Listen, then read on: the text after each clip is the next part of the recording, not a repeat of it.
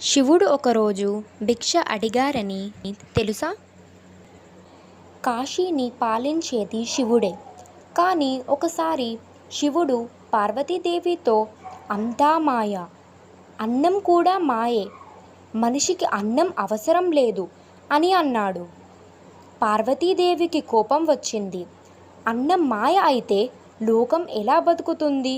నేనే అన్నపూర్ణగా వెళ్ళి లోకానికి అన్నం పెడతాను అని చెప్పి కాశీని వదిలి వెళ్ళిపోయింది. పార్వతి వెళ్ళిపోగానే కాశీలో ఒక్క గింజ కూడా పండలేదు. ప్రజలు ఆకలితో అలమటించారు. అప్పుడు శివుడికి అర్థమైంది, అన్నం మాయ కాదు, జీవనాధారం. పార్వతిని తిరిగి తీసుకురావాలి అని నిర్ణయించుకున్నాడు. కానీ అహంకారంతో వెళ్ళలేడు కదా.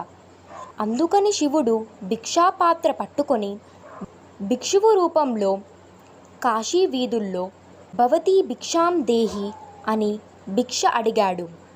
అంటే అమ్మా భిక్ష పెట్టు అని అర్థం. అప్పుడు పార్వతీదేవి అన్నపూర్ణ రూపంలో ప్రత్యక్షమై శివునికి బంగారం పాత్రలో అన్నం పెట్టింది. శివుడు తిని తృప్తి చెంది అన్నమే బ్రహ్మం అని ఒప్పుకున్నాడు. అప్పటి నుండి కాశీలో అన్నపూర్ణదేవి గుడి ఉంది. శివుడు విశ్వనాథుడిగా కాశీలో స్థిరపడ్డాడు.